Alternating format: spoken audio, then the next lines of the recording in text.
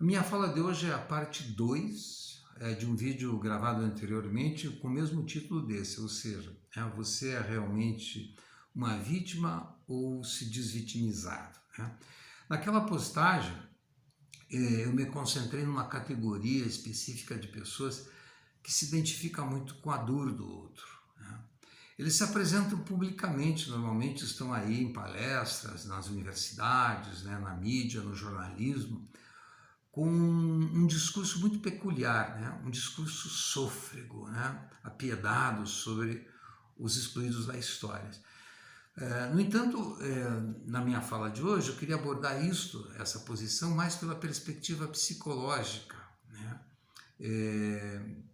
destacando assim que esse sofrimento, muitas vezes, ele está mais a serviço da manutenção do próprio sintoma do sofredor do que pela compaixão por aquele que realmente sofreu uma violência. Então, há aí um jogo complexo de personagens que circulam nesse discurso, nesse tipo de discurso e nesse tipo de prática. E aqui eu quero só ressaltar, quero pontuar, para não ser mal entendido, que a palavra sintoma, quando eu digo a manutenção do seu próprio sintoma aqui no sentido psicanalítico do termo, tá? Ou seja, a psicanálise entende que o sintoma não é um transtorno nem uma doença, é uma reação do inconsciente, É uma manifestação reativa do inconsciente, é uma forma de tentar resolver um sofrimento. Ele tem maneiras estranhas de se manifestar, não estão de acordo com a lógica da consciência. Do mesmo jeito, da mesma forma que eu dei esse exemplo de pessoas que se apresentam publicamente, sôfregas com a dor do outro, alguns escondem a sombra do seu inconsciente, fazendo algo semelhante.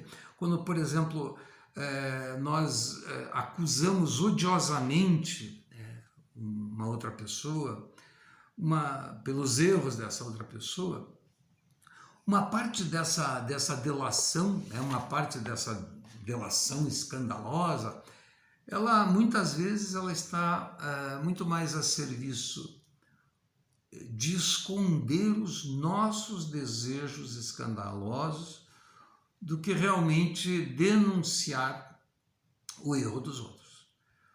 Evidentemente que não é sempre assim, mas me refiro especificamente a esta categoria de pessoas, e não são poucas.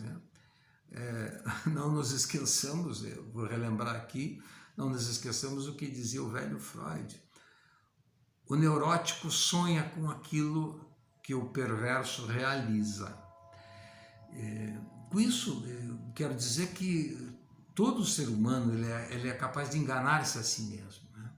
O Jacques Lacan, o psicanalista, o maior comentarista da psicanálise depois do Freud, ele criou um termo bem ambíguo, amódio, que é uma mistura de amor e ódio, para designar que uma pessoa, ao mesmo tempo, ela pode amar quem ela odeia e odiar quem ela ama.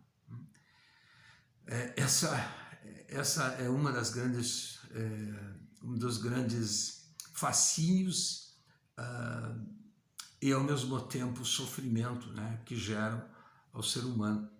Porque nem sempre aquilo que a razão e a lógica dizem e querem coincide com a linguagem e as exigências do inconsciente. Vejam que curioso como no século XVII o filósofo René Descartes ele estava convicto de que somente a razão, o pensamento é que dava sentido, que guiava o ser humano e dava sentido à sua existência. Então ele em frente à lareira lá, refletindo, ele afirma a célebre frase: penso, logo existo. Aí vem o Lacan no século XX e diz o seguinte: mas eu existo onde não penso. Eu existo também fora da razão, quer dizer, algo fora da razão me faz também existir e dar sentido à minha vida, embora não tenha o menor sentido para a consciência. Com isso eu quero ressaltar que todos nós estamos sujeitos a sofrer dessa ambiguidade, né, da ambivalência humana, especialmente dessa relação consciente e inconsciente, que é o campo de discussão mais profundo aí da psicanálise.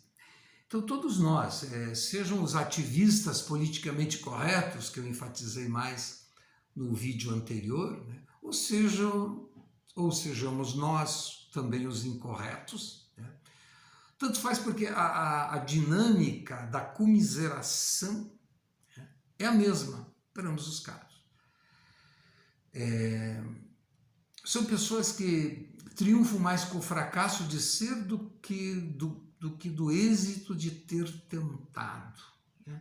Elas vivem mais a piedade da dor do que o remédio do seu alívio. Elas vivem mais a redenção da humildade do que a ascensão dos afortunados. Também elas podem estar se inquietando muito mais, se aquietando muito mais comodamente com o grilhão da escravidão do que com o grito de liberdade. A isso tudo o Freud chama, tem uma afirmação, o Freud chama de satisfação do inconsciente, o que a psicanálise mais tarde vai chamar de prazer do sintoma. Veja que ambíguo isso, né? O que o senso comum chama de doce sofrimento, né? Que dói um pouco, mas há um ganho secreto, um prazer depois da dor.